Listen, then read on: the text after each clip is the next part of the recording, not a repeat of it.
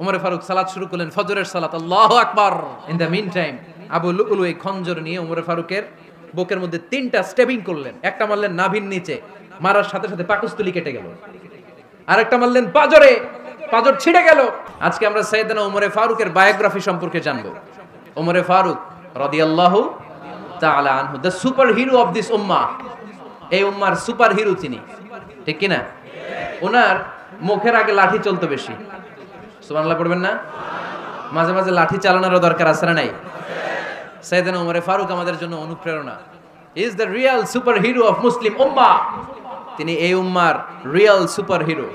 এজন্য ওনার জীবনী থেকে আমরা কিছু শিক্ষা নেওয়ার চেষ্টা করব ইনশাআল্লাহ। পড়েন সাইয়েদনা ওমর ফারুক কিভাবে ইসলাম ধর্ম গ্রহণ করলেন, কিভাবে বিশ্বনবীর প্রাণের কলিজার টুকরা হলেন, এটা দিয়ে আমরা শুরু করি। আল্লাহ তাআলা সাইয়েদনা ওমর ফারুকের হৃদয়ের মধ্যে 3টা ধাক্কা মেরেছেন, ইমানের ধাক্কা। আওয়াজ করে বলতে হবে, কয়টা? জোরে বলেন তো, কয়টা? 3টা ইমানি ধাক্কা। এক হচ্ছে বিশ্বনবীর দোয়ার ধাক্কা। এক কি? দোয়ার ধাক্কা। 2 হচ্ছে সূরা হাক্কা দিয়ে দিয়েছেন আল্লাহ এক ধাক্কা। সুবহানাল্লাহ পড়বেন না? 3 হচ্ছে সূরাতু তাহা দিয়ে আল্লাহ দিয়েছেন আরেকটা ধাক্কা। এই 3টা ইমানি ধাক্কা যখন সাইয়েদনা ওমর ফারুকের হৃদয়ে লাগলো, উনি পড়তে আরম্ভ করেছেন, আশহাদু আল্লা ইলাহা ইল্লাল্লাহ ওয়া আশহাদু আন্না মুহাম্মাদান আবদুহু ওয়া রাসূলুহু। চিল্লায়ে পড়েন আল্লাহু আকবার। বিশ্বনবী মক্কায় বসে বসে তাহাজ্জুদের সালাত পড়ে আল্লাহর কাছে দোয়া করলেন, আল্লাহুম্মা আইজ্জাল ইসলাম বি আহাব্বির রাজুলাইনি ইলাইক। ও আল্লাহ, 2জন লোকের নাম বলবো, 2জনের দরকার নেই। এই 2জনের একজনকে আপনি ইসলামের সুশীতল ছায়া তলে এনে ইসলামকে বিজয় দান করে দেন। মুহূর্তের মধ্যে দোয়াটা কবুল করে নিয়েছে কে? বিশ্বনবী বললেন, আল্লাহ 2জনের নাম বলবো আজকের দোয়ায়। বি আবি জাহাল ইবনে হিশাম, হয়তো হিশামের বেটা আবু জাহেলকে আপনি ইসলামের ভিতরে নিয়ে আসেন, কিংবা ওমর ইবনুল খাত্তাব, খাত্তাবের বেটা ওমরকে আপনি ইসলামের ছায়া তলে নিয়ে আসেন। ওমরে ফারুকের জন্য দোয়াটা কবুল করে নিয়েছে কে? মক্কার যে অবস্থা, আল্লাহর হাবিব সাল্লাল্লাহু আলাইহি ওয়াসাল্লাম বুঝলেন, মক্কার এই 2জনের একজন যদি আমার সাথে না থাকে তাহলে মক্কায় দাওয়াতি কাজ চালিয়ে যাওয়া যাবে। আল্লাহরে বললেন, আল্লাহ বেশি চাই না, এই 2জনের একজন, হয় আবু জাহেল নয় ওমর, হয় আবু জাহেল নয় ওমর। বিশ্বনবী যখন দোয়া করলেন, এই দোয়ার একটা ইমানি ধাক্কা, নুরানি ধাক্কা সাইয়েদনা ওমর ফারুকের হৃদয়কে স্পর্শ করে ফেলল। দোয়া ইজ লাইক এ মিসাইল। এই যে আমরা দোয়া করি, এটা মিসাইলের মতো। যুদ্ধে মিসাইল হামলা করে না? মিসাইল হামলা করার পরে এই মিসাইল লক্ষ্য বস্তুতে যে ভেদ করে, ঠিক কিনা?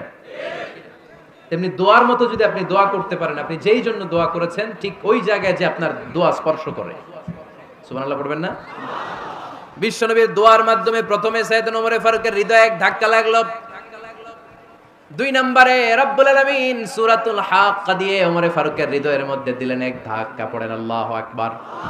কোরআনের ভেতরে সূরাতুল হাক্কা নামে একটা সূরা আছে না নাই? আল হাক্কাতু মাল হাক্কা ওয়া মা আদরাকা মাল হাক্কা। পড়েন আল্লাহু আকবার। বিশ্বনবী যখন দোয়া করলেন, ওই দোয়া যখন সাইয়েদনা ওমর ফারুকের হৃদয়ে স্পর্শ করলো, সাইয়েদনা ওমর ফারুক সব সময় বিশ্বনবীরে ফলো করতে আরম্ভ করলেন। বিশ্বনবী ডানে গেলে লুকিয়ে লুকিয়ে ওমর ফারুক ডানে যায়, বিশ্বনবী বায়ে গেলে লুকিয়ে লুকিয়ে ওমর ফারুক বায়ে যায়। বিশ্বনবী একবার মসজিদুল হারামে যে নামাজ পড়তে শুরু করলেন, ওমর ফারুক তখন বিশ্বনবীর পিছু পিছু ছদ্মবেশে পেছন থেকে যে বিশ্বনবী কিভাবে নামাজ পড়ে দেখতে শুরু করলেন।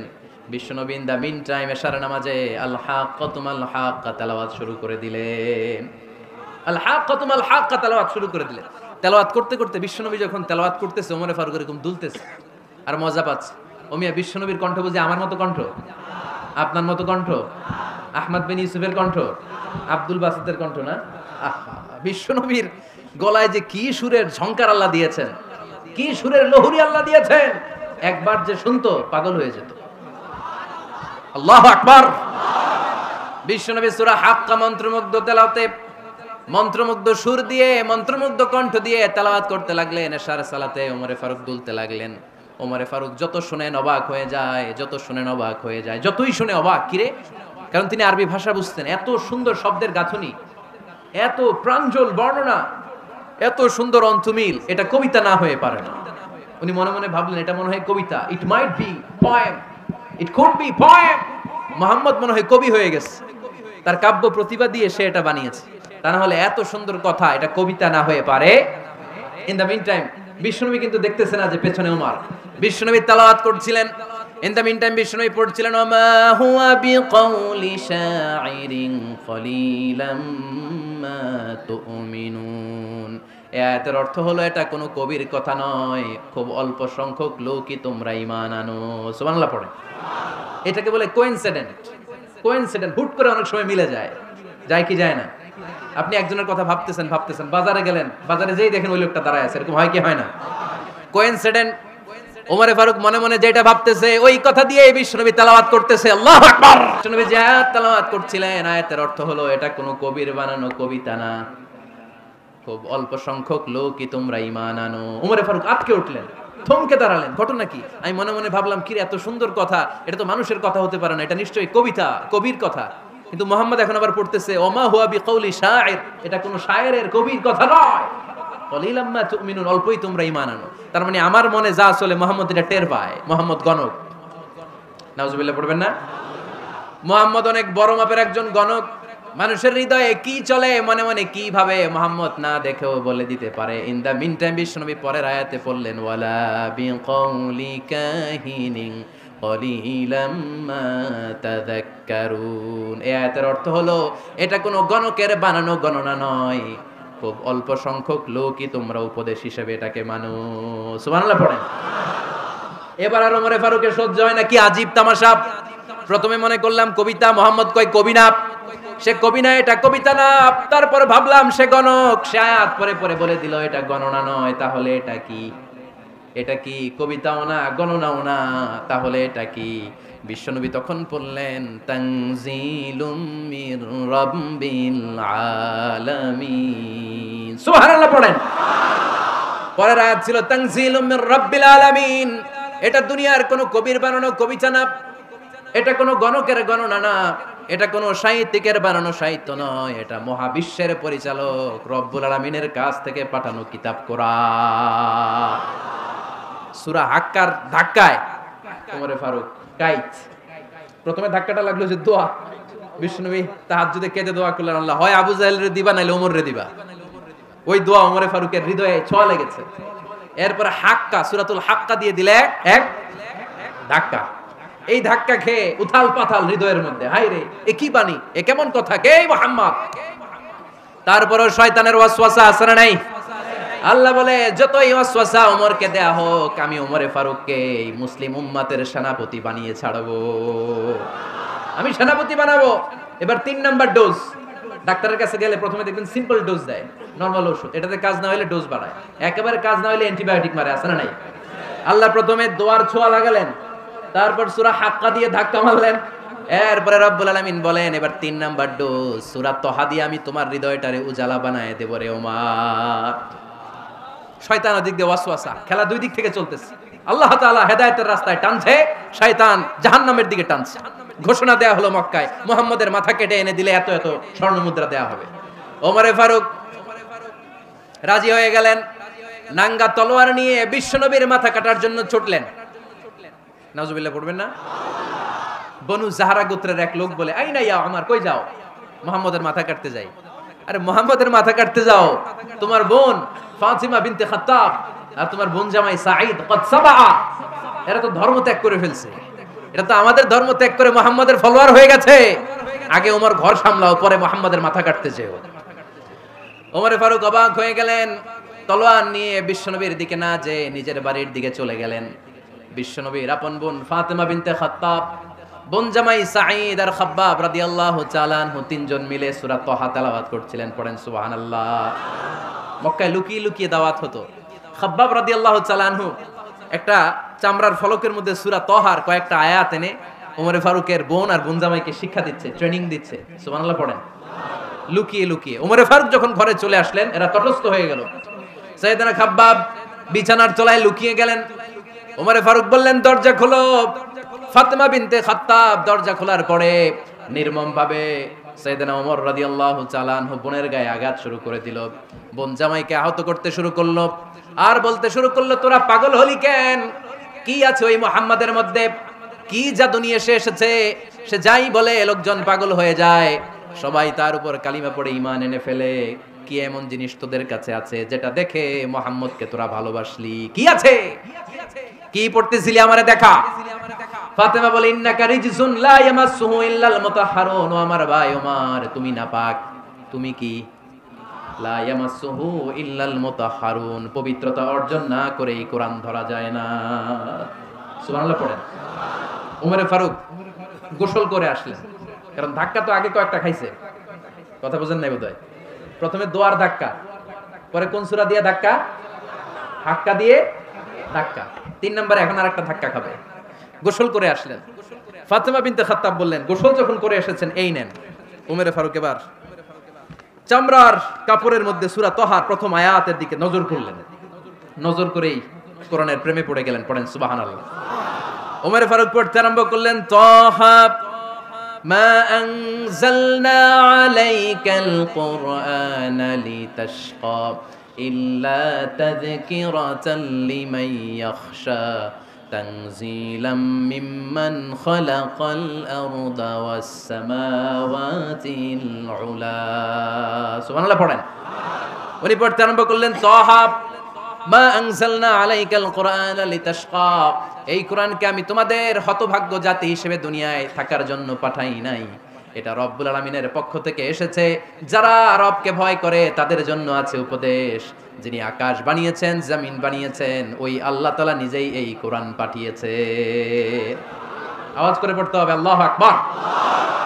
উনি খুব ভালো আরবি জানতেন। সূরা তাহা পড়ার পরে আর ধৈর্য ধারণ করতে পারে না। ওমরে ফারুক ছোট্ট বাচ্চার মতো কান্না শুরু করে দিলেন। আল্লাহু আকবার। সূরা তাহাটা হাতে নিয়ে, তলোয়ারটা হাতে নিয়ে বিশ্বনবীর দিকে ছুটতে আরম্ভ করলেন। আইনা মুহাম্মদ, কোথায় মুহাম্মদ? তোমরা আমাকে মুহাম্মাদের কাছে নিয়ে চলো। বিশ্বনবী তখন সাফা পাহাড়ের পাদদেশে দারুল আরকাম ইবনে আলকামের ঘরে লুকিয়ে লুকিয়ে কোরআনের দাওয়াত দিতেন। ওমরে ফারুককে পাগলের মতো ছুটে আসতে দেখে বিশ্বনবীর চাচা হামজা ইবনে আব্দুল মুত্তালিব বলল, নবী আপনি পালান। ওই যে খাত্তাবের বেটা ওমর আপনাকে অপমান করার জন্য, আক্রমণ করার জন্য তেরে এসেছে। সাহাবীরা বললেন, নবী আপনি পালিয়ে যান, আমরা সামাল দেব। বিশ্বনবী বললেন, না আমি পালাবো না, বরং তোমরা সরে যাও। ওমর ইবনুল খাত্তাবকে আমার দরবার পর্যন্ত আসতে দাও। আমার তো মনে হচ্ছে ওই যে তাহাজ্জুদের নামাজ শেষে চোখের পানি ছেড়ে যে আমি আল্লাহর কাছে দোয়া করেছি, আজকে আমার ওই দোয়াটা কবুল হতে শুরু করেছে। আমার তো মনে হচ্ছে আমার দোয়া কবুল হবে, আসতে দাও।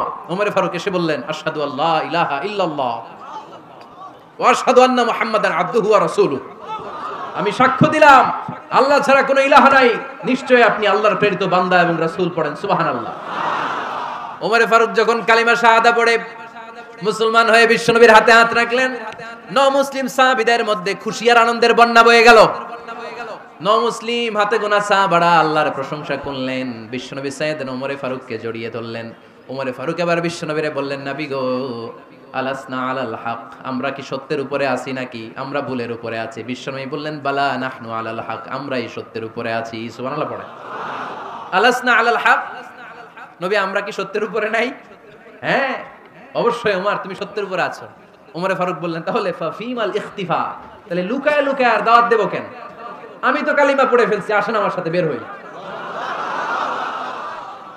ফাফিমাল ইখতিফা, আর লুকায় লুকায় কেন?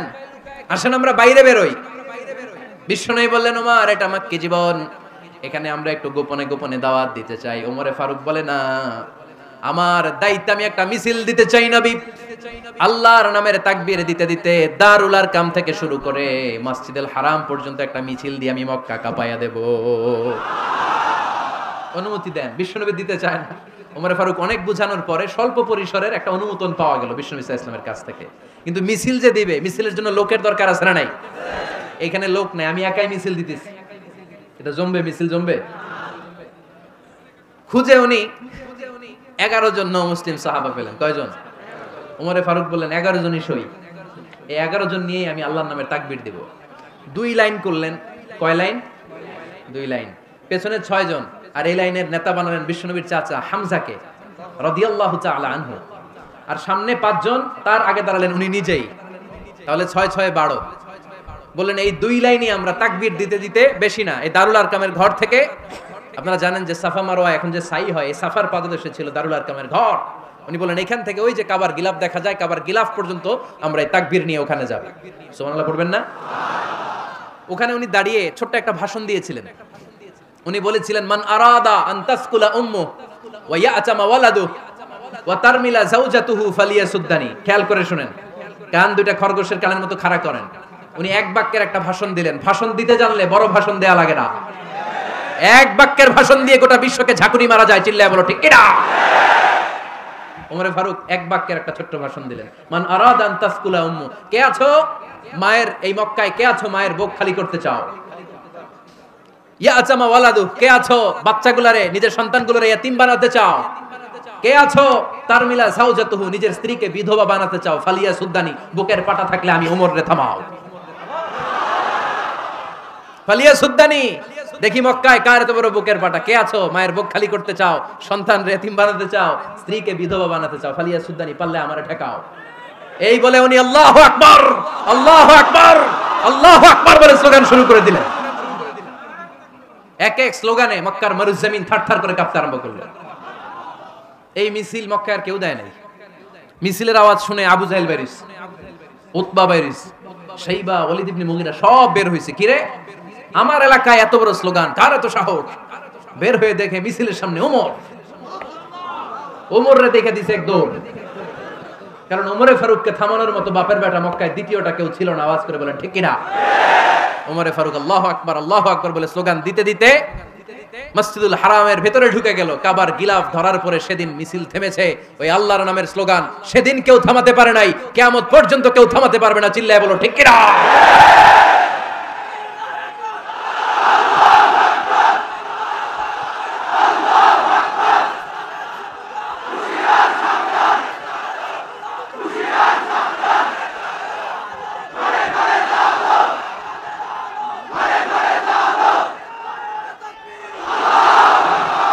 ওইরকম একটা ওমরের দরকার, আমাদের বেশি চাই না। জোরে বলেন ঠিক কিনা? দাও খোদা দাও আমায় আবার ওমর দারাজ দিল, দাও খোদা দাও আমায় আবার ওমর দারাজ দিল, দাও আলীর মতো বীর সেনানি, আলীর মতো বীর সেনানি জাগাতে নিখিল, দাও খোদা দাও আমায় আবার ওমর দারাজ দিল। সুবহানাল্লাহ পড়েন। একটা ওমর লাগবে। চিল্লায় বলেন কয়টা? ওই ওমরের অপেক্ষায় বাংলাদেশ সহ গোটা মুসলিম উম্মাহ, ঠিক কি না? একটা ওমরই যথেষ্ট। আমাদের সেন্ট্রাল লিডারশিপ নাই তো, আমাদেরকে এদিকে লাথি মারলে আমরা ওইদিকে যাই, ওদিক থেকে গুতা মারলে আমরা এদিকে যাই। আমাদের রিপ্রেজেন্টেটিভ, আমাদের প্রতিনিধিত্ব করার মতো কোনো কেন্দ্রীয় লিডারশিপ নেতৃবৃন্দ গোটা বিশ্বে নাই, ঠিক কি না? আমরা সেই ওমরে ফারুকের অপেক্ষায়, আমরা সেই ইমাম আল মাহদির অপেক্ষায়। এই ওমরে ফারুক আমাদের মডেল, ঠিক কি না? থার্ড ইন পজিশন এই পুরা উম্মতের মধ্যে ওনার পজিশন নাম্বার 3। 1 নাম্বার পজিশন বিশ্বনবীর, কার? 2 নাম্বার পজিশন কার? আবু বকর। 3 নাম্বার পজিশন কার? ওমরে ফারুকের। বিশ্বনবী বলতেন লা নবিয়্যা বা'দি, লা নবিয়্যা বা'দি, আমার পরে কোনো নবী নাই। ওয়ালা রাসূলা, আমার পরে কোনো রাসূলও নাই। আমার নবীর পরে আর কোনো নবী আছে? আমার নবীর পরে আর কোনো রাসূল আছে? এই যে কাদিয়ানি যে একটা সম্প্রদায় আছে, এরা কি মুসলিম নাকি অমুসলিম? মুসলিম সম্প্রদায়ের সাথে এদের কোনো সম্পর্ক নাই। চিল্লা বলেন ঠিক কি না? এরা যদি মুসলমান হতে চায়, আমার নবী দ্য লাস্ট মেসেঞ্জার বিশ্ব নবীকে খাতামুন নবী হিসেবে সংবাদ সম্মেলন করে গোটা বিশ্বকে জানাই দিতে হবে, তারপরে তাদেরকে আমরা মুসলিম হিসেবে স্বীকৃতি দিব। চিল্লায় বলেন ঠিক কি না? তা না হলে তারা কোন ধর্মের এটাকে জানাই দিতে হবে। No inferiority complex, no identity crisis. Identity ক্রাইসিসে থাকা যাবে না। আপনারা কোন ধর্মের এটা জানাই দেন। আপনারা বিশ্ব নবীরও শেষ নবী মানবেন না, আবার মুসলিম বলেও নিজেদেরকে ট্যাগ লাগাতে চাইবেন। সাধারণ মুসলমানরা এটা এই ধোঁকাবাজি মানে না। চিল্লায় বলেন ঠিক কি না? আমার নবীর পরে কোনো নবী নাই, আমার রাসূলের পরে কোনো রাসূল নাই, ঠিক কি না? আল্লাহর হাবিব বলতেন লাউ কানা বা'দি নাবিয়্যুন লাকানা উমর, তবে আমার পরে যদি নবী হওয়ার যোগ্যতা কারো থাকে, আমার ওমরের ওই যোগ্যতা আছে। সুবহানাল্লাহ পড়েন। প্রভু তুমি বলেছো রাসূল দেবে না, বলনি দেবে না ওমর, বলনি দেবে না হামজা তারিখ, খালিদ বিজয় সমর। প্রভু তুমি বলেছ রাসূল দেবে না, বলনি দেবে না ওমর, বলনি দেবে না হামজা তারিখ, খালিদ বিজয় সমর। প্রভু তুমি বলেছ রাসূল দেবে না। সুবহানাল্লাহ পড়েন। এজন্য আমরা একটা ওমর চাই। কয়টা? বেশি লাগবে? নেতার মতো নেতা কয়টা লাগে? জোরে বলেন কয়টা? Enough, that's enough. Omar Farooq, our superhero. ওনার সাথে বিষ্ণু ইসা ইসলামের মুসাহারার সম্পর্ক ছিল। ওমর ফারুক যে বিশ্বনবীর শ্বশুর এটা অনেকে জানেই না। ওমর ফারুক রাদিয়াল্লাহু তাআলা আনহু বিশ্বনবীর শ্বশুর ছিলেন। এটা আজকে নতুন শুনছেন, কে কে হাত তোলেন? দেখছেন হুজুর? সঠিক বলছি না আমি? অনেকে আমরা জানি না। মাশাআল্লাহ, জানতে লজ্জা নাই, শিখতে লজ্জা নাই। লজ্জা হচ্ছে অজ্ঞতায় আর মূর্খতায়, ঠিক কি না? আমরা শিখতে রাজি আছি। যে কথা বলে আমরা তার ছাত্র। আমার আগে হুজুর কথা বলতেছিলেন, আমরা ছিলাম ছাত্র। এখন আমি কথা বলতেছি, এখন আমরা সবাই হয়ে গেছি ছাত্র, ঠিক কি না? যিনি বলেন তিনি শিক্ষক, বাকিরা আমরা ছাত্র, ঠিক কি না? চার খলিফার দুই খলিফা, ইসলামের চার খলিফার দুই খলিফা বিশ্বনবীর মেয়ের জামাই, আর বাকি দুই খলিফা বিশ্বনবীর শ্বশুর। সুবহানাল্লাহ পড়েন। সাইয়েদনা আলী রাদিয়াল্লাহু তাআলা আনহু, সাইয়েদনা উসমান যুন নূরাইন বিশ্বনবীর মেয়ের জামাই। উসমান রাদিয়াল্লাহু তাআলা আনহুর কাছে বিশ্বনবী দুই মেয়েকে বিয়ে দিয়েছিলেন। একজন মারা যাওয়ার পরে আরেকজন। বিশ্বনবী বলেছেন এরপরে আরেকটা থাকলে ওইটারও বিয়ে দিতাম। সুবহানাল্লাহ পড়বেন না? দুইজন ছিল মেয়ের জামাই আর দুইজন ছিল শ্বশুর। সাইয়েদনা আবু বকর শ্বশুর, বিশ্বনবীর স্ত্রী আম্মাজান আয়েশা রাদিয়াল্লাহু তাআলা আনহার বাবা। বিশ্বনবীর স্ত্রী আম্মাজান হাফসা রাদিয়াল্লাহু তাআলা আনহার বাবা ছিল সাইয়েদনা ওমর ফারুক। চিল্লায়ে পড়েন আল্লাহু আকবার। জানো তো পজিশন না? সাইয়্যিদু কুহুলিল জান্নাহ। জান্নাতে যত নারীরা যাবে, নারীদের সর্দারিনী হবে সাইয়্যিদাতুনা ফাতেমা রাদিয়াল্লাহু তাআলা আনহা। এই ফরিদপুরের যত ইয়াং স্টাররা তোমরা যারা জান্নাতে যাবে, তোমাদের লিডার হবে সাইয়েদনা হাসান আর হুসাইন রাদিয়াল্লাহু তাআলা আনহুমা। আর বয়স্ক মুরব্বীরা যারা জান্নাতে ঢুকবেন, আপনাদের লিডার হবে সাইয়েদনা আবু বকর আর সাইয়েদনা ওমর ফারুক রাদিয়াল্লাহু তাআলা আনহু। সুবহানাল্লাহ পড়তে পারলেন না? ওমর ফারুক এটা সাধারণ কোনো ক্যারেক্টারিস্টিক্স নয়। ওনাকে আল্লাহ তাআলা নলেজও দিয়েছেন, আবার দিনদারিও দিয়েছেন। আমার দিনী ভাইয়েরা খেয়াল রাখবেন, কোনো আলেমের মধ্যে বা কোনো নেতার মধ্যে যদি এই দুইটার সমন্বয় আপনি পান, যে তার জ্ঞানও আছে আবার দিনদারিও আছে, he belongs the knowledge and he belongs the তাকওয়া, সে গোটা বিশ্বকে জয় করে ফেলবে, ঠিক কি না? যার মধ্যে জ্ঞান আছে, যার মধ্যে তাকওয়া আছে, তারা কেউ থামায় রাখতে পারে?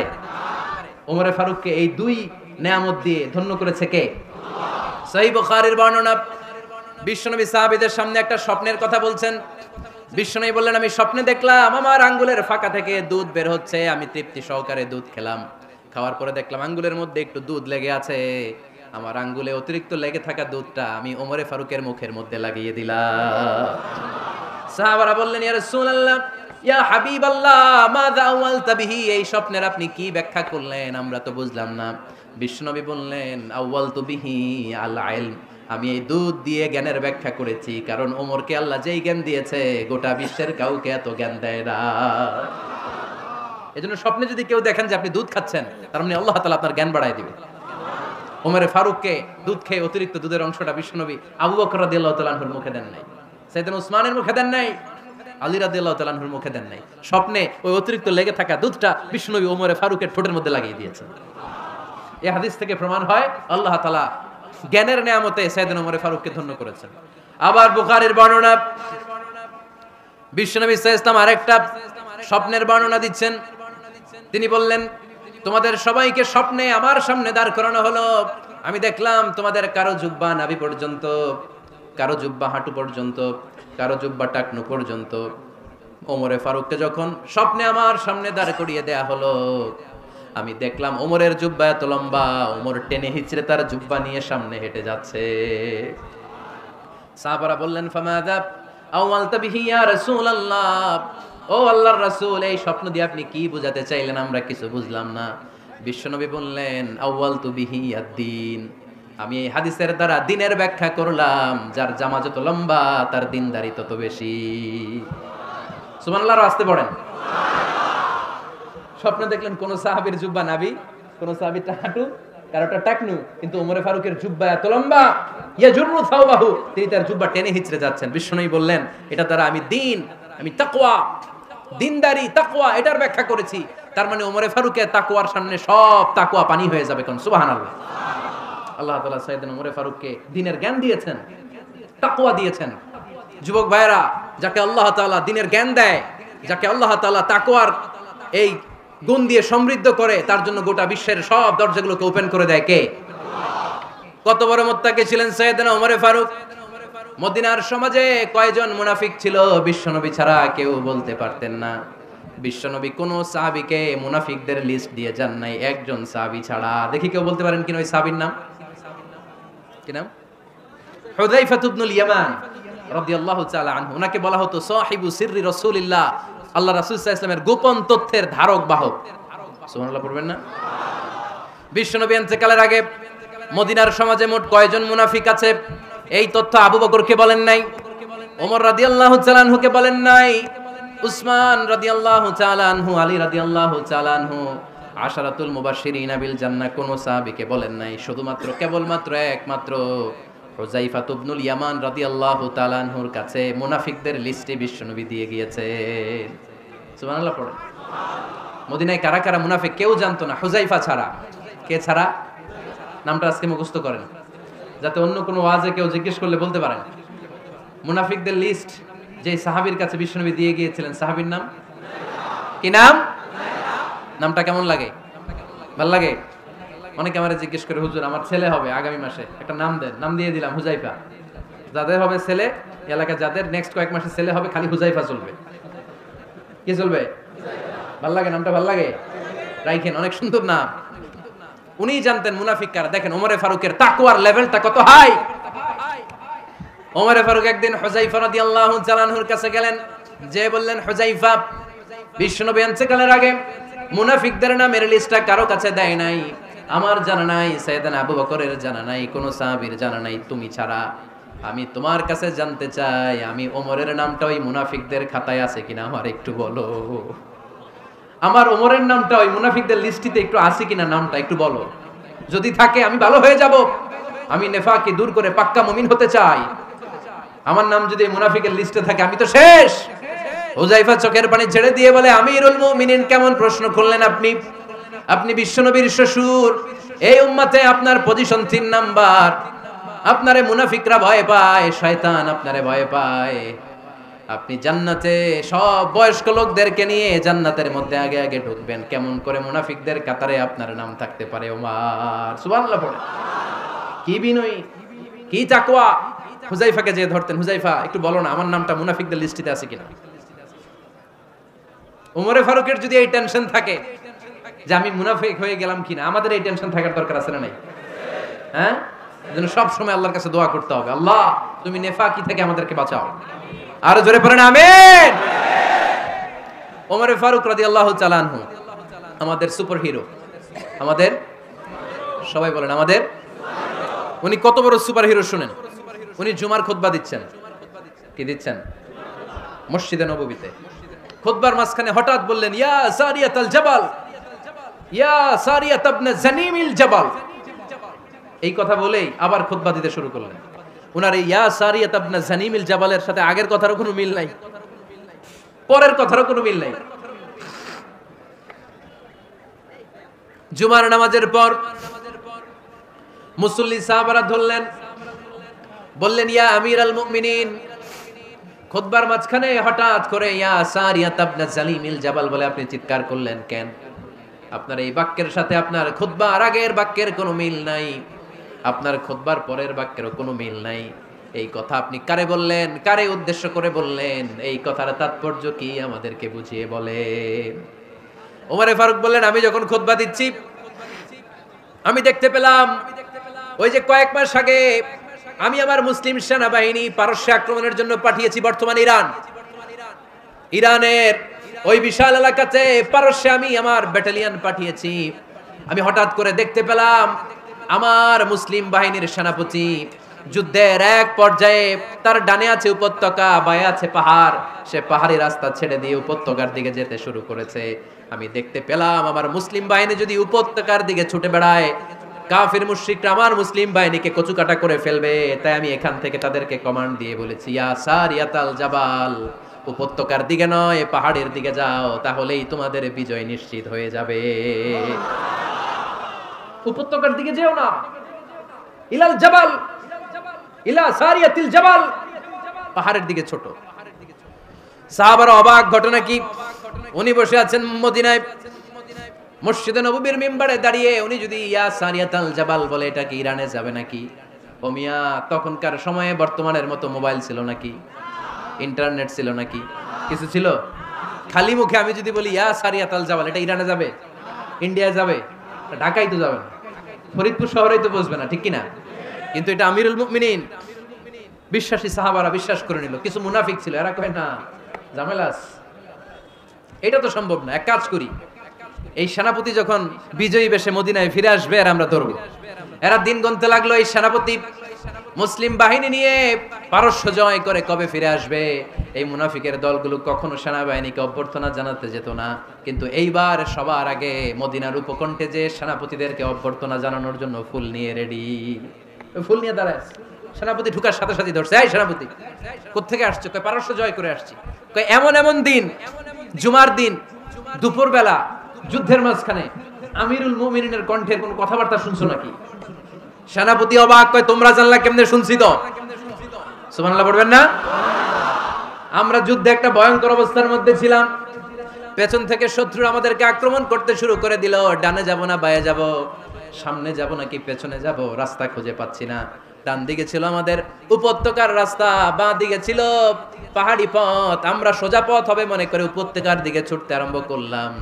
হঠাৎ করে আমিরুল মুমিনিনের কণ্ঠ বজ্র কণ্ঠে আমার কানের মধ্যে ভেসে আসলো। আমার মনে হলো আমিরুল মুমিনিন কেমন যেন আমাকে কমান্ড দিচ্ছেন আর বলছেন, ইয়া সারিয়াতাল জাবাল, ডান দিকে উপত্যকার পথে নয়, তাড়াতাড়ি পাহাড়ের দিকে সৈন্যবাহিনী নিয়ে উঠে যা। পাহাড়ের দিকে, ডানে না, this is wrong track and this is the right track. ওই দিন যদি ওমরে ফারুকের ওই গাইডলাইন, আমিরুল মুমিনিনের কমান্ড যদি আমি না শুনতাম, আজকে বিজয়ের বেশে ফিরতেও পারতাম না, আমাদের চেহারাও তোমরা দেখতে পেতে না। ওমরে ফারুকের ওই কমান্ড, ওই গাইডলাইন অদৃশ্য থেকে শোনার কারণে এই পারস্যের মধ্যে আমাদেরকে সেই যুদ্ধে বিজয় দান করেছে কে? দিস ইজ ওমরে ফারুক, দিস ইজ ওমরে ফারুক। বিশ্বনবী বলতেন, ওমর মা লাকিয়াকা শাইতানু সালিকান ফাজ্জান ইল্লা সালাকা ফাজ্জান গায়রা ফাজ্জিক। ওমর, শয়তান ইবলিস যদি তোমারে কোনো রাস্তা দিয়ে হাঁটতে দেখে, শয়তান ওই রাস্তা রেখে দিয়ে অন্য রাস্তা দিয়ে হাঁটে। সুবহানাল্লাহ বাড়িতে যায় বললেন। কে বলতেছে? বিশ্বনবী। কার ব্যাপারে? ওমরে ফারুকের ব্যাপারে। শয়তান যদি দেখে যে ওমরে ফারুক এই রাস্তা দিয়ে হাঁটতেছে, শয়তান ওই রাস্তা রেখে দিয়ে অন্য রাস্তা দিয়ে হাঁটে। সুবহানাল্লাহ পড়ে। রাত্রিবেলা আমরা আমাদের বাচ্চা ছেলে মেয়েদেরকে যখন খাওয়াই, বাচ্চারা খেতে চায় না, এরকম হয় আপনাদের ফরিদপুর এলাকায়? হ্যাঁ, এই এলাকায় হয় নাকি? খেতে চায় না বাচ্চারা, এই চকলেট দেখায়া, এই মিনা কার্টুন দেখায়া, এইটা সেটা এগুলো সেগুলো বলে, গল্প টল্প বলে ভুলায়া খাওয়ানো লাগে, তাই না? তারপরও খায় না। আমারও ছোট মেয়ে আছে, খেতে চায় না, এইটা সেইটা এমনি সেমনি খাওয়ানো লাগে। তো শেষে না পেরে মা বাবা বলতে বাধ্য হয়, ওই যে ভূত আসতেছে, ভূত, তাড়াতাড়ি তাড়াতাড়ি খাও, নাহলে যে ভূত ধরবে তোমার। ওই যে বাঘ আসতেছে, বাঘ, তাড়াতাড়ি খাইলে নাহলে বাঘে কামড়াবে। বলি না আমরা? আপনারা কি বলেন? ভূত। আর কি বলেন? হ্যাঁ হ্যাঁ, আচ্ছা, এক এক জায়গায় এক একটা আমরা বলি, ভূত আসবে, বাঘ খাবে, ভাল্লুক খাবে, তাড়াতাড়ি খাও। মদিনাতে যখন ওমরে ফারুক আমিরুল মুমিনিন, মদিনার মায়েরাও বাচ্চাদেরকে খাওয়াতে পারতো না, ছোট্ট মেয়েদেরকে খাওয়াতে পারতো না, খাওয়া নিয়ে যন্ত্রণা করতো। বাচ্চারা যখন মদিনায় খেতে চাইতো না রাত্রিবেলায়, মদিনার মায়েরা বলতো, তাড়াতাড়ি খাও, হা হুয়া ইয়াতি উমর, হা হুয়া ইয়াতি উমর, তাড়াতাড়ি খা, নাহলে ওই যে ওমর আসতেছে, Omar. This is our superhero সাইয়েদনা ওমর ফারুক রাদিয়াল্লাহু তাআলা। শুধু শয়তানি ভয় পেত না, মুনাফিকরাও ভয় পেত, জমের মতো ভয়। শুধু তাই না, আমাদের আম্মাজান বিষ্ণু ইসা ইসলামের স্ত্রীরাও ওমর ফারুককে ভয় পেতেন। সুবহানাল্লাহ কইবেন না? মাঝে মাঝে বিষ্ণু ইসা ইসলামের সাথে আম্মাজান আয়েশার ঝগড়া হতো, হতো না? আপনাদের ফ্যামিলিতে ঝগড়া হয়? হয় না? হয় না? কার কার দেখি? করে আল্লাহ, অনেক আল্লাহর ওলি আছে তো এই জায়গায়। ঝগড়া হয় না? এ কি কথা কয়, ঝগড়া হয় না বলে? বিশ্বনবীর ফ্যামিলিতে ঝগড়া হয়, আপনার ফ্যামিলিতে হয় না? মিষ্টি ঝগড়া। আর ও বিয়েই করে নাই।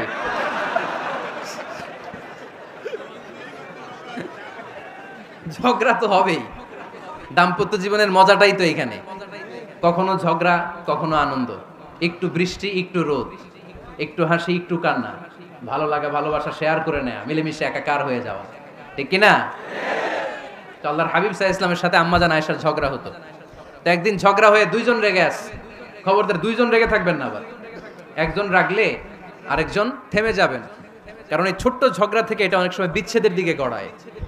আমার প্রিয় ফরিদপুরবাসী, ভাবি রেগে গেলে আপনি রাইগেন না, ওই দিন আপনি একটু ঠান্ডা থাকেন। আবার আপনি রেগে গেলে, আমার মাইকের আওয়াজ যদি ভাবিরা শুনেন, আপনারা রেগে যায় না, একটু ঠান্ডা থাকবেন। দুইজনে রেগে গেলে তো তৃতীয় বিশ্বযুদ্ধ শুরু হবে, তাই না? একজন রেগে গেলে আরেকজন ঠান্ডা, কারণ এই সামান্য ঝগড়া থেকে ইগোর কারণে এটা বিচ্ছেদ আর ডিভোর্স পর্যন্ত গড়ায়। আর শয়তান এখানে উস্কানি দেয়, কারণ ইমানদারদের ফ্যামিলি ভাঙতে পারলে শয়তান সবচেয়ে বড় খুশি হয়, আর ইমানদারদের ফ্যামিলি টিকে থাকলে খুশি হয়ে যায় কে? আম্মাজান আয়েশা রাদিয়াল্লাহু তাআলা আনহার সাথে বিষ্ণু ইসা ইসলামের ঝগড়া হতো মাঝে মাঝে। একবার ঝগড়া হলো, বিষ্ণু ইসা ইসলামও রাগ, আম্মাজান আয়েশাও রাগ। বিষ্ণুই বললেন, আয়েশা ঝগড়া করে আর কতক্ষণ থাকবো, আসো মিটমাট করি। আয়েশা রাদিয়াল্লাহু বললেন, ঠিক আছে মিটমাট করব। তো বিষ্ণু ইসা ইসলাম বললেন, মিটমাটের জন্য কারে ডাকবো? ওমর রে ডাকি। কয় না, ওমর রে না, ওমর গালিজ, ওমর অনেক রাগে, আমার ডর লাগে। কয় তাহলে তোমার আব্বারে ডাকি। কয় ডাকেন। কি খুশি, মেয়েদের মধ্যে অভ্যাসটা আছে না নাই? তাহলে তোমার আব্বারে ডাকি, ডাকেন। ডেকে নিয়ে আসা হলো। আবু বকর রাদিয়াল্লাহু তাআলা আনহু দাঁড়ালেন, আম্মাজান আয়েশা দাঁড়ালেন, বিশ্বনবীও দাঁড়ালেন। বিশ্বনবী বললেন, আয়েশা তোমার আব্বা আসছে, এবার ঘটনা খুলে বলার পালা, তুমি বলবা নাকি আমি বলবো? আম্মাজান আয়েশা বললেন, আপনি বলেন, তবে ওয়ালা তাকুল ইল্লা হাক্কান, যেটা ঘটছে ওইটাই বললেন, মিথ্যা কথা কইেন না। আবু বকর রাদিয়াল্লাহু তাআলা রেগে মেগে আগুন, কি এই কথা তুমি কেমন করে বলো? বিশ্বনবী কি মিথ্যা কথা কখনো বলবে? রেগে মেগে দিলেন মেয়ের গালে এক চড়। বানিয়ে বলতেছি না, মুসনাদ আহমদ ইবনে হাম্বলের হাদিস। বাবার হাতের থাপ্পড়কে আম্মাজান আয়েশা উল্টে বললেন। সাইয়েদনা আবু বকর রাগে গড়গড় করছেন, আবার মারার জন্য তেড়ে গেলেন। এবার বাঁচার জন্য আম্মাজান আয়েশা বিশ্বনবীর পিছনে যে আশ্রয় নিলেন, বিশ্বনবী বাঁচানোর জন্য দুই হাত মেলে দাঁড়িয়ে গেলেন। পড়েন সুবহানাল্লাহ। বিশ্বনবী যখন দুই হাত মেলে দাঁড়িয়ে গেলেন, সাইয়েদনা আবু বকর রাদিয়াল্লাহু আনহু থেমে গেলেন। সাইয়েদনা আবু বকর রাদিয়াল্লাহু তাআলা আনহু ঘর থেকে বের হয়ে বারান্দায় দাঁড়ালেন। পড়েন সুবহানাল্লাহ।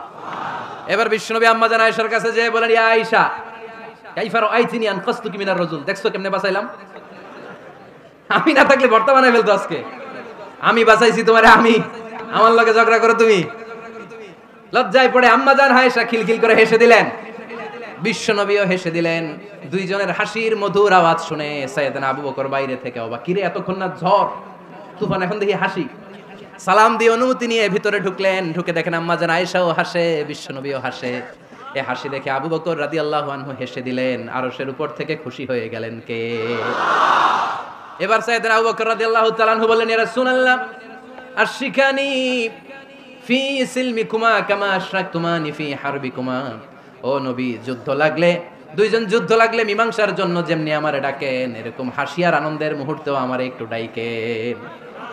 আশরিকানি ফি সিলমিকুমা কামা আশরাকতুমানি ফি হারবিকুমা। নবী, আপনাদের মধ্যে ঝগড়া লাগলে সন্ধি করার জন্য আমারে যেমনি ডাকেন, আপনাদের হাসি খুশি আনন্দ খুনসুটি এই মজাদার মুহূর্তগুলোতে আমারে বঞ্চিত রাখেন না, আমার একটু ডাকেন। সুবহানাল্লাহ পড়েন। এই মুসনাদ আহমদ ইবনে হাম্বলের হাদিস শোনার উদ্দেশ্য হচ্ছে, বিশ্বনবী প্রথমে ওমর ফারুকের নাম বলেছিলেন। সাইয়েদনা আয়েশা বলে, না আমি ডরাই। হাইবাত, দিস ইজ কল্ড হাইবাত ওমর। একবার বিশ্বনবীর সব বিবিরা ধরলেন, ও নবী আমাদেরকে এটা দেন, ওইটা দেন, ঘরে এটা নাই, ওইটা নাই, ওইটা নাই। বিশ্বনবীকে, আমার কাছে কিচ্ছু নাই, যদি এমনি আমার বউ হয়ে থাকতে চাও থাকো, তাহলে যা, তা না হলে যা লাগবে কিনে দেবো, সাথে সাথে তালাকও দিয়ে দিব। কিছু দিতে পারবো না, আমার নাই তো, সামর্থ্য নাই। কিন্তু বিবিরাও ছাড়া না, এটা দেন ওইটা দেন। বিশ্বনবী রহমতের নবী, বিবিদেরকে বুঝাতেও পারেন না। বিবিরা আবদার করতেছে, নবী এটা লাগবে ওইটা লাগবে। ইন দ্য মিন টাইম বিশ্বনবী একজনের সালাম শুনতে পেলেন। কে যেন দরজায় দাঁড়িয়ে বলতেছে, আসসালামু আলাইকুম। বিশ্বনবী দরজার দিকে তাকালেন, তাকিয়ে বললেন, ওয়া আলাইকুমুস সালাম। আর বুঝতে পারলেন এটা আমার ওমরের সালাম। সালাম দেওয়ার পরে বিবিদের দিকে তাকায় দেখে একজন বিবিও নাই, সব অন্দরমহলের ভিতরে দৌড়। সুবহানাল্লাহ পড়তে পারলেন না? This is our super hero Omar. এরকম ওমর একটা লাগবে, চিল্লায় বলেন কয়টা? একটা ওমর গোটা বিশ্বকে সোজা করে দিবে। একটা ওমর সবল আর দুর্বলের সব পার্থক্য দূর করে দিবে, মাজলুমের উপর জালিমের অত্যাচারের অবসান ঘটায় দিবে, গোটা বিশ্বটাকে সাম্য, মৈত্রী, ভালোবাসার ইনসাফ দিয়ে পরিপূর্ণ করে দিবে। সেই ওমরের অপেক্ষায় আমরা। নিজের ছেলেকে 80টা বেত মেরেছেন। কয়টা? 80টা বেত মেরেছে। এই ব্যাপারে অনেকগুলো বর্ণনা পাওয়া যায়। সবচেয়ে সহিহ বর্ণনা হচ্ছে মুয়াত্তা ইমাম মালিকের বর্ণনা। ওমরে ফারুক রাদিয়াল্লাহু তাআলা আনহুর ছেলে আব্দুর রহমান মারুফুন বিআবি শাহমা ছিলেন মিশরে। ওখানে নাবিজ খেয়েছিলেন। নাবিজ হচ্ছে আরব দেশের লোকেরা দুধের মধ্যে শক্ত খুরমা রাত্রেবেলা ঢেলে দিত। ঢেলে দিলে সারা রাত ওই খুরমার রসটা দুধের সাথে মিশে দুধটা লাল হয়ে যেত। এটারে সকালবেলা খেত, খুব সুস্বাদু। এটাকে বলে নাবিজ। কিন্তু এটা রাতে ভিজাইলে সকালেই খাইতে হয়, রেখে দিলে আবার একটু সমস্যা হয়। এটা অনেকটা তারির মতো হয়ে যায়, মাতলামি চলে আসে। তো ওমরে ফারুকের ছেলে নাবিজ খেয়েছেন, মদ খাননি, নাবিজ। কিন্তু নাবিজ খাওয়াতে সাকরান চলে এসেছে। সাকরান চলে আসাতে এটা যখন প্রমাণিত হয়েছে, আমর ইবনুল আস রাদিয়াল্লাহু তাআলা আনহু নাকি 80 বেত মেরেছেন মিশরে। কয় বেত? নিয়ম হচ্ছে সবার সামনে, কিন্তু সবার সামনে না মেরে একটু গোপনে মেরেছে। এই তথ্য যখন ওমরে ফারুকের কাছে এসেছে, উনি বললেন না, মারতে হবে সবার সামনে, আলাদা মারলা কেন? ও মদিনায় ফিরে আসলে আমি আবার 80টা মারব। মদিনায় ফিরে আসার পরে সাইয়েদনা ওমরে ফারুক ওই আগের 80টারে আর ধরেন নাই, নিজ হাতে আবার 80টা বেত মেরেছেন। এই বেত মারার 1 মাস পরে এই আবু শাহমা ইন্তেকাল করেছে। অনেক ঐতিহাসিক বলে এই বেতের আঘাতে মরেছে, কেউ কেউ বলেছে নিজের রোগের কারণে মরেছে। কিন্তু দিস ইজ দ্য ইনসাফ সিস্টেম অফ ওমর। নিজের ছেলে বলে ছেড়ে দেয় নাই। এখন নিজের ছেলে হইলে 7 খুন মাফ, নেতার ছেলে হইলে 10 খুন মাফ, এলাকার মোড়লের ছেলে হইলে 10 খুন মাফ। নো পার্সিয়ালিটি ইন ইসলাম। ইসলামে পার্সিয়ালিটি নাই। আপনি নেতার ছেলে হন, আপনি বিজনেস ম্যাগনেটের ছেলে হন, আপনি যেই হন না কেন, ইসলামের দৃষ্টিতে সবাই সমান। চিল্লায় বলেন ঠিক কিনা? বনু মখজুমিয়া গোত্রের এক নারী চুরিতে ধরা পড়ল। সাহাবারা বললেন, নবী, মদিনার সবচেয়ে ভেরি প্রেস্টিজিয়াস এন্ড ডিগনিফাইড ফ্যামিলির মেয়ে, আপনি হাত কাটেন না, কারণ ইসলামের নিয়ম চুরি করলে কি কেটে দাও। বিশ্বনবী বললেন, বলো কি? হাত না কাটার জন্য তোমরা আমাকে রেকমেন্ড করছো? এটা আল্লাহর আইন। পৃথিবীর কেউ রেকমেন্ড করলো শোনার ক্ষমতা আমার নাই, কারণ আইনটা দিয়েছে কে? আল্লাহ। লাউ কানাত ফাতিমাতু বিনতি মুহাম্মাদিন সারাকাত লাকাতা মুহাম্মাদুন ইয়াদাহা। আরে বনু মাকসুমিয়া মেয়ে তো দূরের কথা, আমার কলিজার টুকরা ফাতেমাও যদি আজ চুরিতে ধরা পড়তো, তার হাত কেটে দিতে আমি 1 মিনিটও দেরি করতাম না। দিস ইজ ইসলাম। এই হচ্ছে ওমরে ফারুকের মানাকিব। এরকম ওমরে ফারুক কয়টা লাগবে? আওয়াজ করে বলতে হবে, কয়টা লাগবে? একটা লাগবে। এই সাইয়েদনা ওমরে ফারুক মদিনার প্রথম চিফ জাস্টিস ছিলেন। সর্বপ্রথম উনার পরামর্শে সাইয়েদনা আবু বকর রাদিয়াল্লাহু তাআলা আনহু কোরআনকে সংকলন করেছেন। আমরা এই যে কোরআন পড়ি 30 পারা, এমদাদিয়া লাইব্রেরির 114টা সূরা, কত সুন্দর সন্নিবেশ করা হয়েছে, এখানে সাজানো হয়েছে। আল্লাহর হাবিব সাল্লাল্লাহু আলাইহি ওয়াসাল্লামের সময় কি এরকম কোরআন ছিল নাকি? ছিল না। খেজুর পাতার মধ্যে, গাছের বাকলের মধ্যে, ওটের বড় হাড্ডির মধ্যে আর পাথরের মধ্যে খোদাই করা কোরআন ছিল। সাইয়েদনা আবু বকরের সময় রাদিয়াল্লাহু তাআলা আনহুর সময় যুদ্ধ হলো, 70 জন হাফেজ সাহাবী ইন্তেকাল করলেন। সাইয়েদনা আবু বকর রাদিয়াল্লাহু তাআলা আনহুকে ডেকে ওমরে ফারুক বললেন, ও আবু বকর, এইভাবে হাফেজে কোরআন সাহাবীরা যদি দুনিয়া থেকে বিদায় হয়ে যায়, আল্লাহর কোরআনও তো বিদায় হয়ে যাবে। আমার পরামর্শ হলো আপনি সব বয়োজ্যেষ্ঠ সাহাবীদেরকে একসাথে করে কোরআনের সব কাগজগুলোকে একসাথে করে একটা নির্ধারিত কপির মধ্যে কোরআনকে সংকলন করে ফেলেন।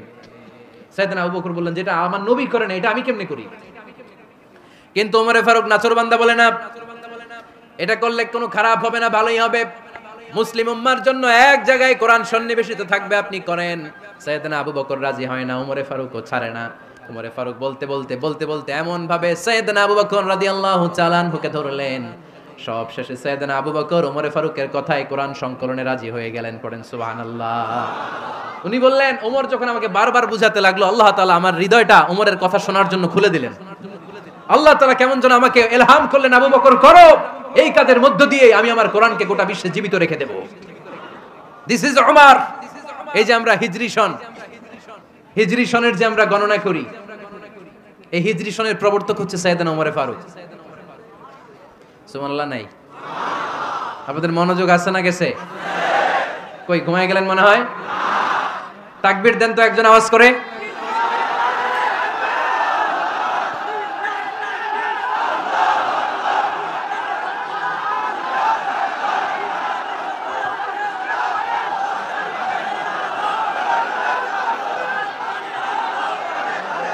মাশাআল্লাহ, মাশাআল্লাহ। বসেন, বসেন, এখনই শেষ করে দেব কিছু সময়ের মধ্যে। আমরা একসাথে বিদায় নিব ইনশাআল্লাহ। ওঠা বসা করবেন না, ওঠা বসা করবেন না, বসেন। সাইয়েদনা ওমর ফারুক এই হিজরি সনের গণনা শুরু করেছেন। সাহাবারা বলল, আমিরুল মুমিনিন, খ্রিস্টানদের ঈসাই সন আছে, আমাদের মুসলমানদের কোনো সন নাই। আমাদের একটা সন থাকলে আমাদের জিজিয়া নিতে, আমাদের যাকাতের টাকা উত্তোলন করতে অনেক সুবিধা হবে। ওমর ফারুক বললেন, তাহলে কোন সালকে হিজরি, কোন সালকে মুসলিম সাল হিসেবে আমরা ঘোষণা দিতে পারি? একজন বলল, আমার নবী যেই সালে জন্মগ্রহণ করেছেন ওই সালে।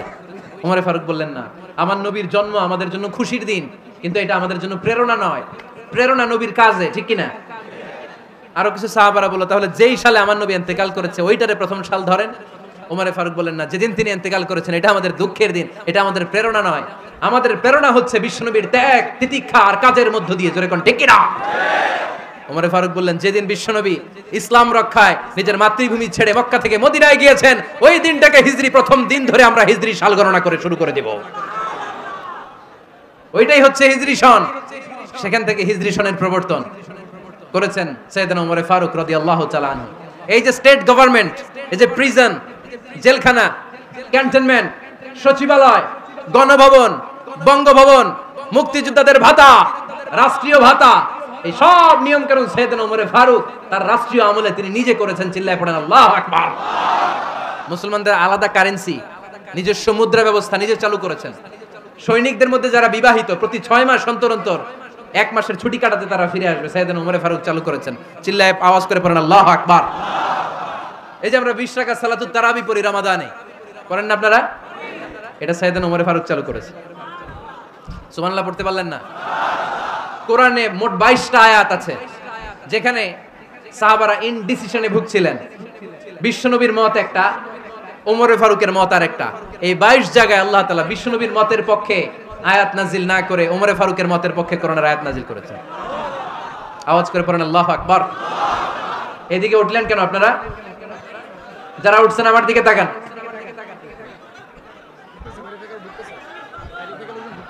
কিছু ভিতরে ঢুকতেছে, কিছু বাইরে দিতেছে না?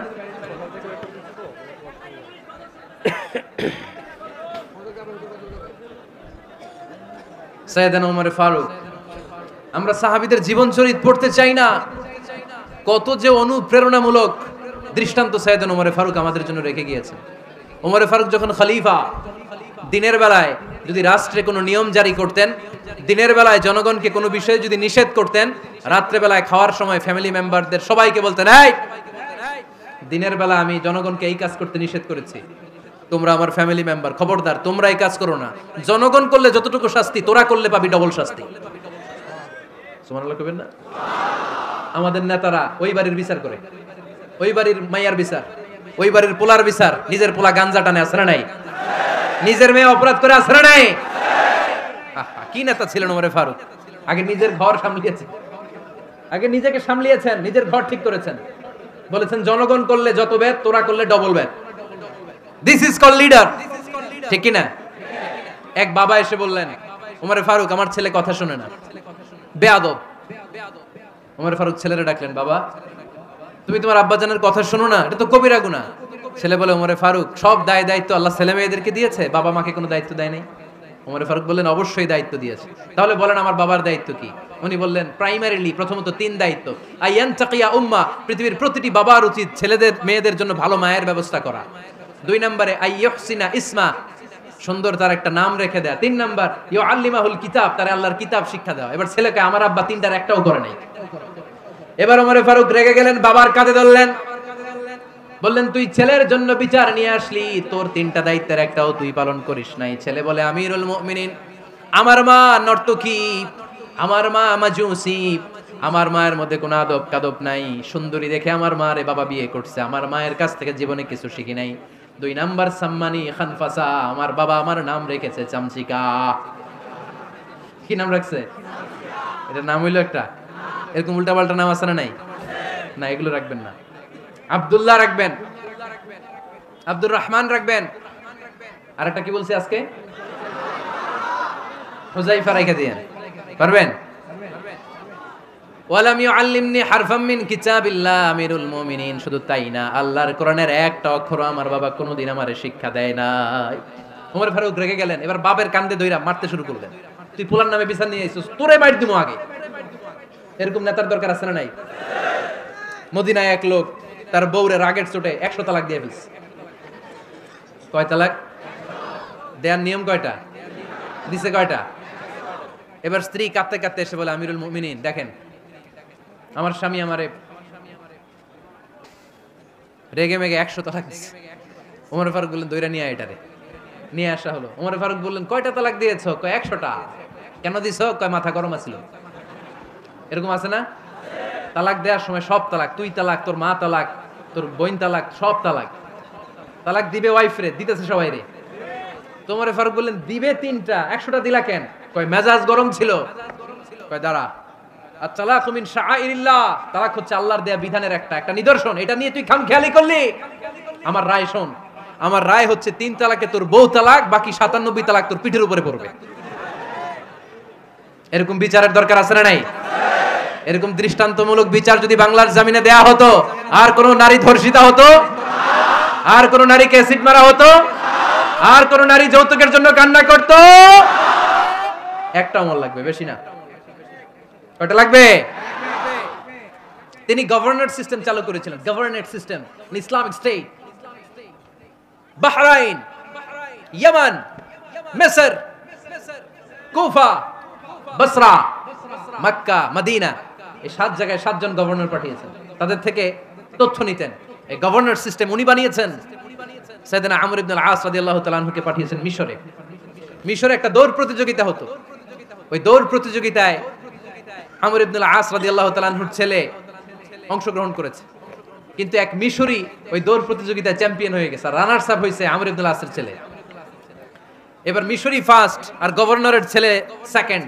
রাগের চোটে আমর ইবনে আল-আসের ছেলে ওই মিশরির মাথার মধ্যে কয়েকটা বাড়ি মেরেছে। মিশরি বলে, আমার মাল্লা কেন? তুমি খেলাই পারো না, আমারে মাল্লা কেন? কয়, আনা ইবনুল আকরামিন, আমি গভর্নরের পোলা, আমি যা বলবো এটাই হবে, আমার উপরে কথা নাই। মিশরি ওইখানে আর ঝগড়া বাঁধায় নাই, মনে দুঃখ নিয়ে মদিনায় চলে আসলেন। এসে বললেন, আমিরুল মুমিনিন, আপনি আমর ইবনুল আস রাদিয়াল্লাহু তাআলা আনহুকে মিশরের গভর্নর বানিয়ে পাঠিয়েছেন। একটা প্রতিযোগিতায় আমি চ্যাম্পিয়ন হয়েছি, ওনার ছেলে হয়েছে রানার আপ। কেন সে চ্যাম্পিয়ন হতে পারে নাই? এই কারণে আমার মাথায় লাঠি দিয়ে 3টা বাড়ি মেরে বিচারটা দিছে কার দরবারে? কথা বুঝেন নাই বোধহয়? ওমর ফারুকের দরবার। ওমর ফারুক বললেন, তাই আগামী বছরের অমুক তারিখ আমি সব গভর্নরদেরকে ডেকে হিসাব নিতে, ওই দিন তুই থাকবি, পারবি না? মিশরে বলে, পারবো মানে অবশ্যই পারবো। ওই দিন 7 রাজ্য থেকে 7 গভর্নর হাজির, গভর্নরদের ছেলেরাও হাজির, মিশরীয় হাজির। 7 গভর্নরের কাছ থেকে 7 এলাকার খোঁজ খবর নেয়ার পরে ওমর ফারুক বললেন, আইন আল মিসরি, মিশরি লোকটা কই, এদিকে আয়। মিশরি সামনে আসার পরে বলল, আমর ইবনুল আস, তুমি মিশরের গভর্নর, তোমার ছেলে সহ তুমি আসো। আমর ইবনুল আস এসে সামনে বসে রইলেন। এবার বললেন, ও আমর ইবনুল আসের ছেলে, তুমি নাকি ইবনুল আকরামিন গভর্নরের ছেলে, তুমি যা বলবা মিশরে নাকি তাই হবে, তোমার নাকি অনেক দাপট। নিজে একটা লাঠি এনে মিশরীর হাতে দিয়ে বলল, এবার তোর মাথায় যতটা মারছে তুই ততটা গুনে গুনে মার, আমি দেখবো। আমর ইবনুল আস দেখবে, আমর ইবনুল আসের ছেলেরে তুই এখানে মার। সে বলতেছে, থাক, আপনি বলছেন এতেই যথেষ্ট, মারা লাগবে না, আমি মাফ করে দিলাম। ওমর ফারুক বলল, খবরদার, মার, মার ওর মাথার মধ্যে। মিশরি ওমর ফারুকের ধমক শুনে ভয়ে ভয়ে 3টা বাড়ি মারল। এই বাড়ি মারা দেখেও ওমর ফারুকের হৃদয় ঠান্ডা হয় নাই। লজ্জায় আমর ইবনুল আস, বয়স হয়ে গিয়েছে সাহাবা, মাথা তখন টাক, মাথায় চুল নাই, লজ্জায় মাথাটা হেট হয়ে মাথাটা নিচু করে রেখেছে। এবার রাগের চোটে ওমর ফারুক বললেন, এবার আমর ইবনুল আসের টাক মাথার মধ্যে একটা মার, মার। কেন ছেলেকে শিক্ষা দিতে পারে নাই? ইয়া আমর ইবনুল আস, মাতা জাআলতুমুন নাস আবিদা, তোমরা কখন মিশরীদেরকে নিজেদের দাস বানায় নিলা? ওয়াকাদ ওয়ালাদাতুম উম্মুহুম আহরারা, আর ওদের মায়েরা তো ওদেরকে স্বাধীন সন্তান হিসেবে প্রসব করেছে। মানুষদের উপর ক্ষমতাগিরি করার জন্য গভর্নর পাঠাই নাই। খবরদার, জনগণ তাদেরকে দেখভাল করার জন্য তোমাদেরকে পাঠানো হয়েছে, তাদের উপর কোনো অত্যাচার করার জন্য নয়। চিল্লায় বলেন ঠিক কি না? এরকম নেতা কয়টা লাগবে? কয়টা? ওই নেতার নাম কি? ওমর। হ্যাঁ, হুয়া ইয়াতি ওমর। 22 জায়গায় বিশ্বনবী কয় একটা, ওমরে ফারুক বলে আর একটা। আল্লাহ বলে, বিশ্বনবী আপনার পক্ষে আমি আয়াত নাজিল করতে পারলাম না, আমি ওমরের পক্ষে নাজিল করে দিলাম। বিশ্বনবী বলতেন, ইন্নালি কুল্লি উম্মাতিন মুহাদ্দাস, সব উম্মতের মধ্যে, সব নবীর উম্মতের মধ্য থেকে একজন করে আল্লাহ তাকে মুহাদ্দিস বানাতো। মুহাদ্দিস না, মুহাদ্দাস। মুহাদ্দাস মানে এমন লোক যিনি যা ভাবতো ওই ভাবনাটাই আল্লাহ আয়াত হিসেবে নাজিল করে দিতেন। বিশ্বনবী বলেন আমার উম্মতের মধ্যে মুহাদ্দাস হচ্ছে সাইয়েদনা ওমর। মদিনার সবচেয়ে বড় মুনাফিকের নাম আব্দুল্লাহ ইবনে উবাই ইবনে সালুল। সব মুনাফিকদের সরদার, কিন্তু এই মুনাফিকের ছেলেটা হলো পাক্কা ঈমানদার। এই ছেলের নাম হলো আব্দুল্লাহ। আওয়াজ করে বলেন ছেলের নাম কি? আব্দুল্লাহ ইবনে উবাই ইবনে সালুল। মুনাফিক সরদার যখন ইন্তেকাল করলো, সাইয়েদনা আব্দুল্লাহ রাদিয়াল্লাহু তাআলা আনহু বিশ্বনবীর কাছে এসে চোখের পানি ছেড়ে ডেকে বলে, নবী আপনিও জানেন আমিও জানি, মদিনার সবাই জানে আমার আব্বা মুনাফিকদের সরদার, কিন্তু আমার মন তো মানে না, আমার তো পিতা, আমার তো বাবা লাগে, আমার তো মন মানে না। আপনিও জানেন মুনাফিক, আমিও জানি মুনাফিক। নবী আপনার দরবারে কিছু আমি চাই না, আপনার গায়ের একটা জামা দেন, আপনার জামাটা পরিয়ে আমার বাবারে দাফন দিব। এর উসিলায় যদি আমার আব্বারে আল্লাহ মাফ করে দেয়, দয়ার নবী মায়ের নবী জামা খুলে দিয়ে দিলেন। পড়েন সুবহানাল্লাহ। আব্দুল্লাহ রাদিয়াল্লাহু তাআলা আবার আবদার চললেন, নবী জানি আমার বাবা মুনাফিক, কিন্তু আমার তো বাবা, আপনার দরবারে ফরিয়াদ, আপনি নিজে যে আমার বাবার জানাজার নামাজের ইমামতি করবেন। দয়ার নবী মায়ার নবী জানাজার নামাজে যেতে চাইলেন। ওমরে ফারুক বললেন, নবী না, খবরদার আপনি উবাই ইবনে সালুলের জানাজায় যাবেন না। বিশ্বনবী জোর করে যেতে চাইলেন। সাইয়েদনা ওমরে ফারুক বিশ্বনবীর জামা পেছন থেকে টেনে ধরলেন। আল্লাহু আকবার। টেনে ধরলেন, যাবেন না আপনি। ওমরে ফারুকের হাত থেকে হ্যাচকা টান মেরে জুব্বা টান দিয়ে বিশ্বনবী জানাজায় চলে গেলেন।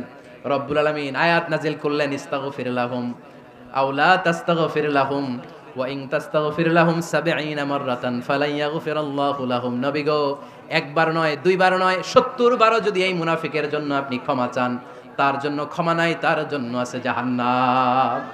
ওয়ালা তাকুম, আপনি যাবেন না আলা কবরি, কখনো তাদের জানাজায় যাবেন না। এই যে একটা ভুল করে ফেলছেন, এটা এইবারই শেষ, এরপরে আর যাবেন না। সাইয়েদনা ওমর ফারুকের পক্ষে আল্লাহ তাআলা কোরআনের আয়াত নাযিল করে দিলেন। চিল্লায় পড়েন আল্লাহু আকবার। এভাবে 22টা জায়গায় ওমর ফারুক যা বলেছে, এটা নিয়ে একটা আলাদা আলোচনা হইতে হবে। আলাদা একটা আলোচনা লাগবে যে 22টা আয়াতে আল্লাহ তাআলা বিশ্বনবীর পক্ষে কোরআনের আয়াত নাযিল না করে সাইয়েদনা ওমর ফারুকের পক্ষে আয়াত নাযিল করেছেন। চিল্লায় পড়েন সুবহানাল্লাহ। ওই ওমর ফারুককে আমাদের মডেল বানানোর দরকার আছে না নাই? ওই ওমর ফারুকের জীবনী আমাদের ছেলে মেয়েদেরকে পড়ানোর দরকার আছে না নাই? আমাদের ভবিষ্যৎ প্রজন্ম এগুলো জানে না। ওরা সালমান খান দেখে বড় হয়, ওরা শাহরুখ খান দেখে বড় হয়, ওরা ঋত্বিক রোশনকে দেখে বড় হয়। ওরা মনে করে যে এরাই বড় সুপার হিরো। আমাদের যে কত বড় সুপার হিরো আছে এরা জানেই না। নতুন প্রজন্মের কর্ণকোহরে সাইয়েদনা ওমর ফারুকের ইতিহাস পৌঁছে দেওয়ার দরকার আছে না নাই? ওমর ফারুকের ইন্তেকালের ঘটনাটা বলেই আমরা মুনাজাতের দিকে যাব। শুনবেন? শুনতে চান? উনি স্বপ্নে দেখলেন একটা লাল মোরগ ওনাকে 3টা ঠোকর মেরেছে। কয়টা? উনি জুমার নামাজে, জিলহজ মাসের শেষ সপ্তাহে জুমার নামাজে বললেন যে একটা লাল মোরগ 3টা ঠোকর মেরেছে।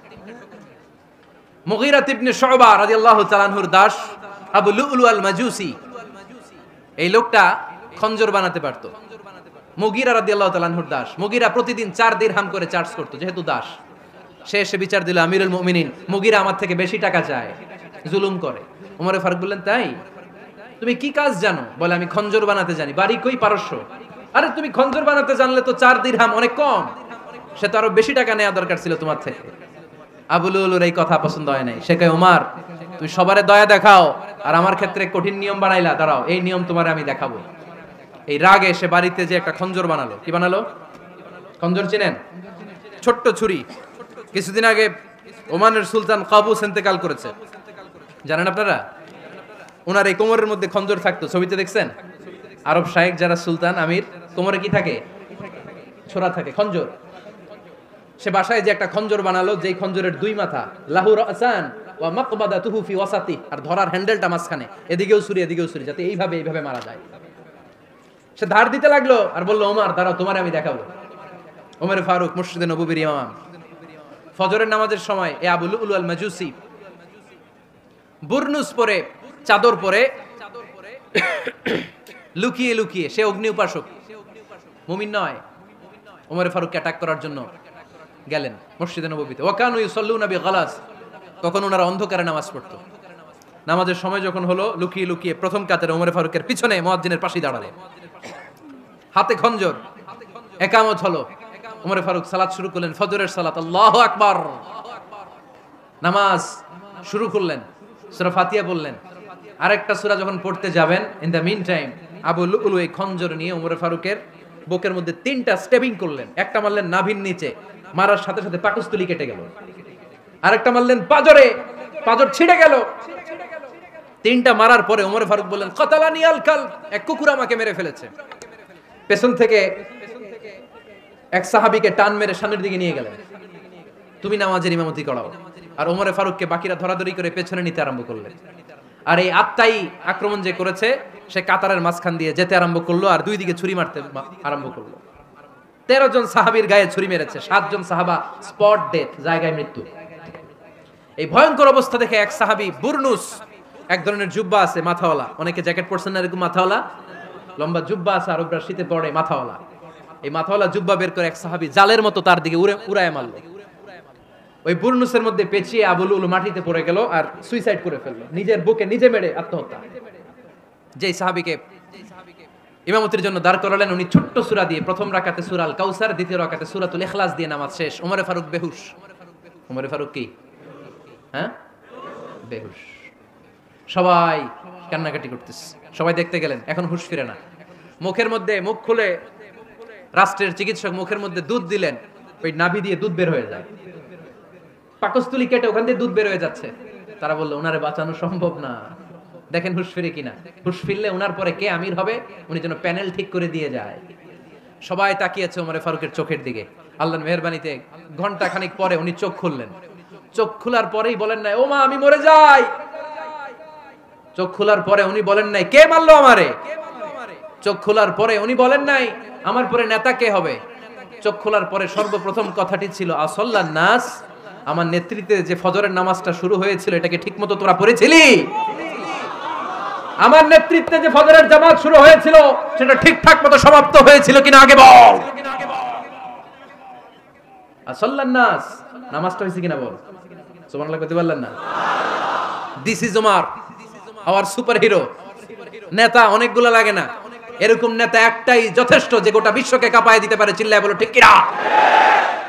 আমরা চাই আমাদের ছেলেগুলো ওমর ফারুকের মতো বড় হোক।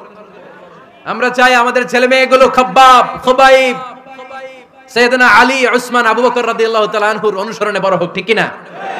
আমরা একটা ওমর চাই যিনি আমাদেরকে সালাতের শিক্ষা দিয়ে গিয়েছেন, ইন্তেকালের আগে বলেছেন সাল্লান নাস। এজন্য আমরা যেন নামাজ কখনো নষ্ট না করি। আল্লাহর জমিনে দ্বীন বাস্তবায়ন আসাদ্দুহুম ফি আমরিল্লাহি ওমর। ওমর রাদিয়াল্লাহু তাআলা আনহুর মতো এত কঠোর কেউ ছিলেন না। তাই দ্বীন বাস্তবায়নে আমরা যেন কাউরে ছাড় না দেই। সবার আগে আল্লাহর দ্বীন, সবার আগে আল্লাহর কোরআন, সবার আগে আমার ইসলাম, ঠিক কিনা? চাইলেই কেউ এদেশ থেকে ইসলামরে মিটাই দিতে পারবে না। যে দেশে আল্লাহু আকবার ধ্বনির সাথে সাথে সূর্য উঠে যায়, আল্লাহু আকবার ধ্বনির সাথে সাথে সূর্য ডুবে যায়, সে দেশে আর কিছু থাকবে না থাক আমার ইসলাম থাকবেই, আর কিছু থাকবে না থাক আমার কোরআন থাকবেই। সেই ইসলামের সাথে থাকতে রাজি আছেন তো? কোরআনের সাথে থাকতে রাজি আছেন তো?